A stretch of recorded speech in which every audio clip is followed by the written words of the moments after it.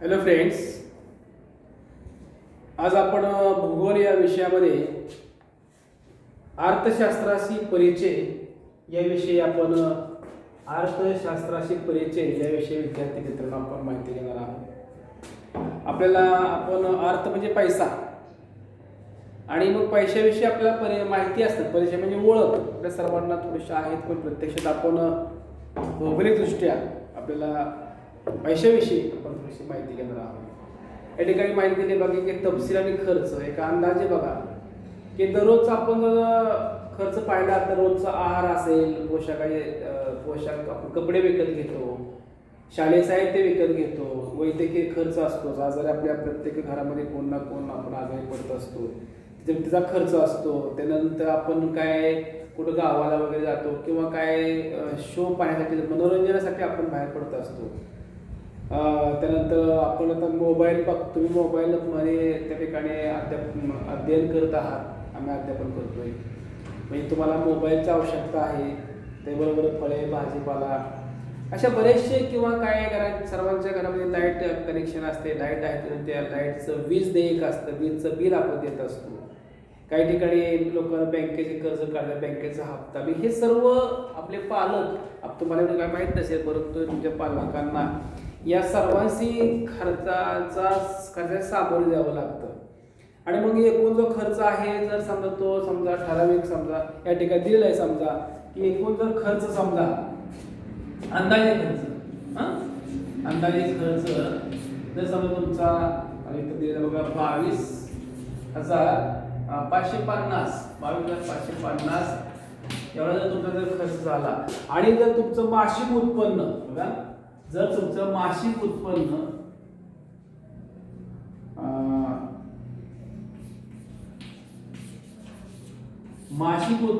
तुमचं जर समजा 22,000 असेल दिले पाहिजे किंवा 20,000 असेल पुस्तकात दिल्याप्रमाणे, जर अंदाजे खर्च जर समजा तुमचा एवढा 22,550 आणि तुमचा मासिक उत्पन्न जर समजा तुमचं 20,000 असेल तर साहजिकच तुमचं 2,550 रुपये हा तुम्हाला जास्त त्या ठिकाणी ताण पडणार आहे. आणि जर ज्यावेळी जर तुम्ही जर समजा मासिक उत्पन्न 2,000 20,000 असेल आणि जर तुमचा खर्च जर समजा तुमचा 19,000 समजा असेल तर साहजिकच तुम्ही 1,000 रुपये तुम्हाला कुठल्या घरातल्या तुमच्या ज्या दररोजच्या खर्चाच्या बाबतीमध्ये तुमच्या लोड येणार नाही.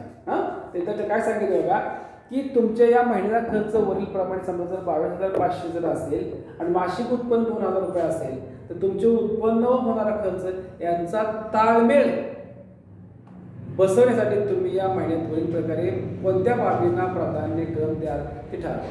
म्हणजे मग आपल्याला जर समजा एवढंच आपलं मासिक उत्पन्न आहे आणि तुमचा जर एवढा जर अंदाजे खर्च असेल तर तुम्हाला या खर्चामध्ये बसवण्यासाठी काय करावं लागेल, कुठल्या खर्चाकडे, जसं की आपण रोजचा आहार असेल किंवा वैद्यकीय खर्च असेल, मनोरंजन. आता मनोरंजनाकडे काय आपण काय केलंच पाहिजे असं काय नाही. जर आपला खर्च दाखवले मनोरंजन 500 रुपये दाखवले, ते जर तुम्ही जर नाही खर्च केला तर तुमचं 2250च्या वेळी तुमचा 2200 खर्च होईल. त्यानंतर समजा मोबाईल जर समजा ठीक आहे समजा, किंवा सार्वजनिक प्रवास खर्च असेल किंवा पर्यटन असेल, किंवा पर्यटनाची काय आवश्यकता लगेच असेल तर आपला खर्च 4,000 तेव्हा 2,000 करा. म्हणजे जर तुम्ही जर 500 रुपये कमी केले त्याच्यानंतर परत 2,000 रुपये जर कमी केले तर साहजिकच तुमचं बरोबर जवळजवळ आणि 50 रुपये समजा अजून कुठं तरी 50 रुपये समजा पोशाखात 2 संच विकत घ्यायचे आहे, तुम्ही एकच घेतला 1,000 रुपयामध्ये तर तुमचा तिथं जवळजवळ 19,500 तुमचा खर्च भागणार. म्हणजे तुमचे मासिक उत्पन्नात तुम्हाला जे मिळाले जे काही पगार असेल ते तुमच्याकडे मिळाले जे काही पैसे आहेत महिन्याचे त्याच्यामध्ये तुमचे 500 रुपये तुमच्याकडे शिल्लक राहते, म्हणजे तुमच्या ताण येणार नाही. याचा तुमचं काय होईल तर तुमचा ताळमेळ त्या ठिकाणी योग्य त्या ठिकाणी होईल. तर वरील कृतीच्या चर्चेतून तुमच्या लक्षात असं येईल की व्यक्तिगत किंवा कौटुंबिक व्यवस्थापन हे मुख्यतः उत्पन्न व खर्च म्हणजेच आर्थिक घटकांशी संबंध असते. यातून अर्थशास्त्रात जन्म होतो. म्हणजे तुमचं जे उत्पन्न आहे आणि तुमचा जो काय कौटुंबिक किंवा व्यक्तिगत जे खर्च आहे हे जर व्यवस्थापन जर तुमचं व्यवस्थित असेल तर त्या ठिकाणी तुमचं अर्थशास्त्रीय जो जे काय तुमचा खर्च आहे किंवा जो मेळ आहे, जो आर्थिक मेळ आहे तो तुमचा योग्य बसणार आहे. आणि याच्यातूनच तुमचं खरं अर्थशास्त्र त्या ठिकाणी जन्म घेतं किंवा त्या ठिकाणी अर्थशास्त्र निर्माण होतं. अर्थशास्त्र ही संज्ञा ओइकोनोमिया या ग्रीक शब्दापासून बनले. अर्थशास्त्र हा जी संज्ञा आहे तो ओइकोनोमिया या संज्ञेपासून किंवा ग्रीक शब्दापासून बनलेला आहे. तुम्हाला विचारते रिकाम्यामध्ये की अर्थशास्त्र ही संज्ञा टिंब ग्रीक शब्दापासून बनली आहे. तर ओइकोनोमिया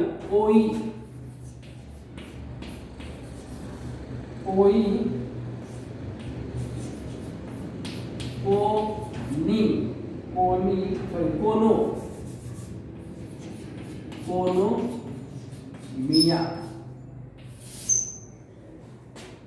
या ओइकोनोमिया या ग्रीक शब्दापासून अर्थशास्त्र ची संज्ञा स्पष्ट झालेली किंवा जन्माला आलेली आहे. याचा अर्थ कौटुंबिक व्यवस्थापन असा आहे. या ओइकोनोमिया याचा अर्थ काय सोयीचे तुम्हाला की ओइकोनोमियाचा अर्थ काय तर कौटुंबिक व्यवस्थापन ओइकोनोमिया म्हणजे कौटुंबिक व्यवस्था होय. कौटुंबिक व्यवस्थापन व अर्थशास्त्र यात बरेचसे साम्य आहे. वेळ, पैसा, श्रम, भूमी, साधने यांचा प्रभावीपणे वापर कसा करावा. लक्षात वेळ असेल, पैसा, श्रम, कष्ट, त्यानंतर जमीन, इतर साधने यांचा प्रभावीपणे वापर आपण कसा करायचा हे अर्थशास्त्रामुळे समजतं आपल्याला. आपल्याकडे पैसा कसा उपलब्ध आहे त्याचा कसा वापर करायचा तर हे वेळ, पैसा, श्रम, जमीन, साधने यांच्या प्रभावी वापरामुळे आपल्याला ते काय होतं लगेच समजतं. विविध साधनांचा वापर करून लोकांच्या अमर्याद गरजा कशा भागल्या जातात याचा अभ्यास या अर्थशास्त्रामध्ये केला जातो.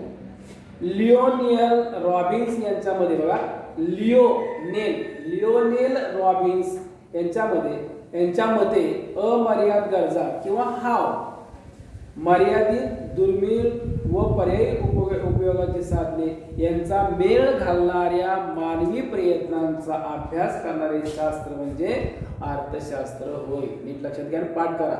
अर्थशास्त्र म्हणजे काय तर कोणाच्या विचारतील लिओनेल रॉबिन्सन यांची अर्थशास्त्राविषयी व्याख्या लिहा.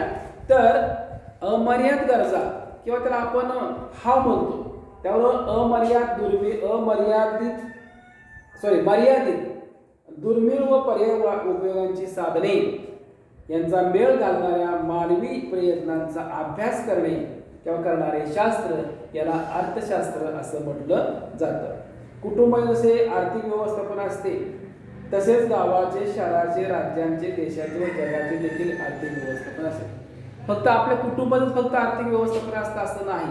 ज्याप्रमाणे आपल्या कुटुंबाचं आर्थिक व्यवस्थापन म्हणजे किती रुपये आपलं मासिक उत्पन्न आहे, काय काय खर्च आहे, मेडिसिन आहे, दररोजचा आहार आहे, मनोरंजन आहे, पर्यटन आहे, त्यानंतर मेडिकल बिल असेल, त्यानंतर वीज बिल असेल, ह्या ज्या आपल्या घरामध्ये जो खर्च होतो अशा गरजा पूर्ण करायला आपण खर्च करतो. त्याचप्रमाणे आपल्या कुटुंबाप्रमाणेच शहराचं, गावाचं, त्या राज्याचं, देशाचं आणि पर्यायी जगाचं सुद्धा आर्थिक देखभालचं व्यवस्था करावी लागते आणि ते ठराविक त्या ठिकाणी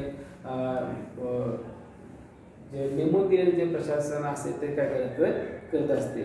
भौगोलिकदृष्ट्या विचार केला विशिष्ट प्रदेशातून उत्पन्न, वितरण तसेच वस्तू व सेवांचा उपयोग यांच्याशी संबंध असलेले उपक्रम म्हणजे अर्थव्यवस्था होय.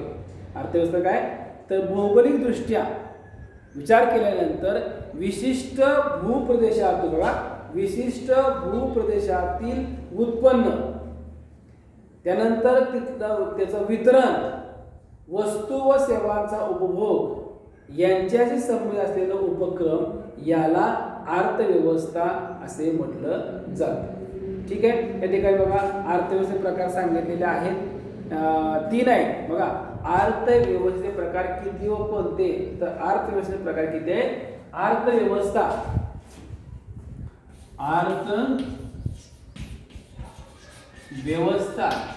अर्थव्यवस्थाचे प्रकार आहेत. प्रकार किती आहेत 3.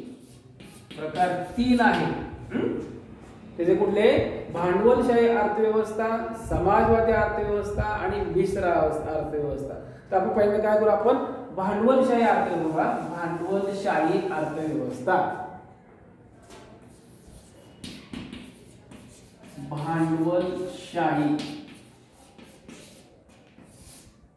भांडवलशाही अर्थव्यवस्था.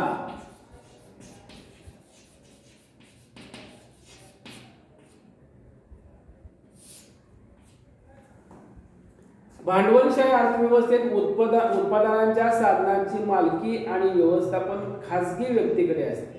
भांडवलचे बघा, तर उत्पादनांच्या साधनांची मालकी आणि व्यवस्थापन ही खाजगी व्यक्तीकडे असते आणि कमाल नफा मिळवणे हा भांडवलशाही अर्थव्यवस्थेतील मुख्य हेतू असतो.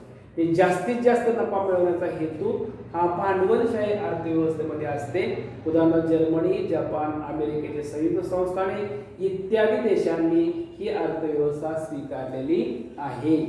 जपान, जर्मनी, अमेरिकेचे संयुक्त संस्थान इत्यादी देशांनी की जेणेकरून जास्तीत जास्त नफा मिळवण्याच्या दृष्टिकोनातून भांडवलशाही अर्थव्यवस्था ही त्यांची स्वीकारलेली आहे. दुसरा जो प्रकार आहे हा झाला प्रकार एक. पहिला आहे भांडवलशाही. दुसरा प्रकार कुठला आहे? तर समाजवादी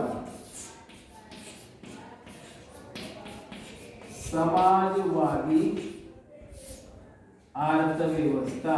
समाजवादी अर्थव्यवस्था. समाजवादी अर्थव्यवस्थेत उत्पादनाचे घटक एकत्रित संपूर्ण समाजाच्या मालकीचे असतात. म्हणजे जे काय उत्पादन जे घ्यायचे त्याच्यावर सर्व हक्क हे एकट्या कोणाचे नसून संपूर्ण हक्क हे समाजाचे असतात. म्हणजे सरकारी मालकीचे असतात. म्हणजे काय? सरकारी मालकीचे घटक असतात. सामाजिक कल्याण साधने म्हणजे समाजाचे कल्याण साधने हे समाजवादी अर्थव्यवस्था मुख्य हेतू असतो. प्रश्न बघा, तर या दुसऱ्या समाजवादी अर्थव्यवस्था हेतू काय असतो? तर समाजाची कल्याण, सामाजिक कल्याण किंवा समाजाचं कल्याण होण्याच्या दृष्टीनं याचं विचार असतात किंवा हेतू असतो. आणि म्हणून चीन, रशिया इतर देशांनी ही अर्थव्यवस्था स्वीकारलेली आहे. चीन आणि रशिया याबरोबर या इतर देशांनी सुद्धा समाजवादी अर्थव्यवस्था स्वीकारलेली आहे. आणि शेवटचा जो प्रकार आहे तिसरा तो म्हणजे मिश्र अर्थव्यवस्था.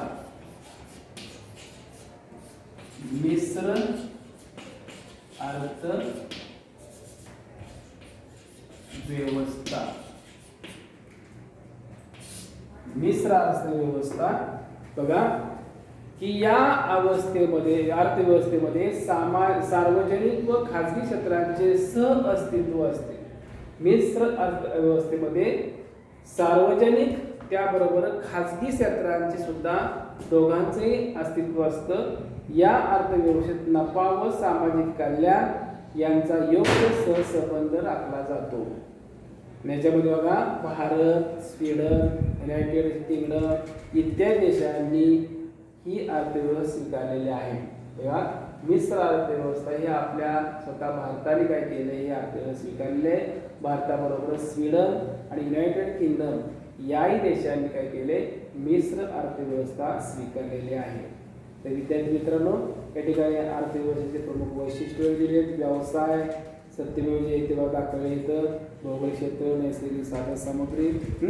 आता अर्थव्यवस्थेचे जागतिकीकरण आपण बघूया. आपण अर्थव्यवस्थेचे जागतिकीकरण, सध्याची आर्थिक धोरणे ही अर्थव्यवस्थेला जागतिकीकरणाकडे घेऊन जात आहे. बघा, आपण सध्याचे आर्थिक धोरण जर पाहिले आपण तर अर्थव्यवस्थेला जागतिकीकरणाकडे घेऊन जात असताना आपण दिसते आपल्याला. जागतिकीकरण म्हणजे वैश्विक अर्थव्यवस्था निर्मितीच होय. वैश्विक अर्थव्यवस्था ही अशी सीमारहित अर्थव्यवस्था असते. ही काय? सीमारहित अर्थव्यवस्था असते की जेथे नैसर्गिक साधन संपत्ती म्हणजे मूळची निसर्गाची साधन संपत्ती, नफा, सेवा, भांडवल, श्रम या तंत्रज्ञानाचा प्रमुख प्रभाव मुक्तपणे देशांच्या सीमापार जात असतो. लक्षात. आणि जागतिकीकरण म्हणजे देशाच्या अर्थव्यवस्थेला जागतिक अर्थव्यवस्थेची एकरूप करणे होय. बघा, जागतिकीकरण म्हणजे काय, तर देशाच्या अर्थव्यवस्थेला जागतिक अर्थव्यवस्थेची एकरूप करणे होय. यामध्ये मुक्त व्यापार असतो, त्याबरोबरच गुंतवणुकीवरील सर्व बंधने काढून टाकली जातात. आणि शेवटचा जो प्रकार आहे तो म्हणजे अर्थव्यवस्थेचे कार्य.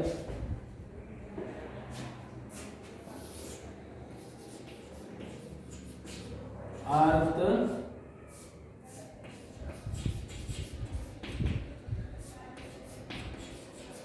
व्यवस्थेची कारणे. प्रत्येक देशाची अर्थव्यवस्था वेगळी असते. बघा, आपण मागे बघितले हे अर्थव्यवस्था, भांडवलशाहीचा समावेश अर्थव्यवस्था. तर प्रत्येक देशाची अर्थव्यवस्था वेगळी असते, तरीही प्रत्येक अर्थव्यवस्थेचे प्रमुख कार्य ठरले असतात. बघा, कोणते, तर कोणत्या वस्तू किती उत्पादन करायचे याचा निर्णय घेणे. बघा की प्रत्येक देशाचा हा विचार केला जातो की कोणत्या वस्तूचं किती उत्पादन करायचा याचा निर्णय त्या त्या देशाची अर्थव्यवस्था घेत असते.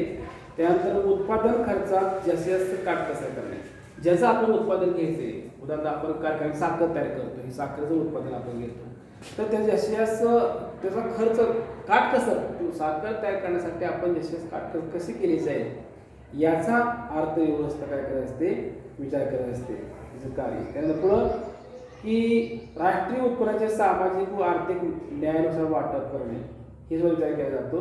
त्यानंतर भविष्य काळातील आर्थिक गरजा भागवण्याची योग्य ती तरतूद करून ठेवणे. आपल्या पुढील काळामध्ये भविष्य काळातील आर्थिक गरजा भागवण्यासाठी, पैशाची गरज भागवण्यासाठी योग्य तरतूद ठेवण्याचं काम ही अर्थव्यवस्था, त्या देशाची अर्थव्यवस्था करत असते. किंवा आपल्या भारतामध्ये मंत्रिमंडळामध्ये अर्थ खातं असतं आणि ते अर्थ खातं हे काम पाहत असतं. आणि शेवटचं कार्य आहे अर्थव्यवस्थेचं उत्पादन कोणासाठी करावे याबाबत निर्णय घेणे. आणि जे उत्पादन हे आपला देश घेत असतो ते उत्पादन कोणासाठी करावे याचा निर्णय सुद्धा अर्थव्यवस्था घेत असते.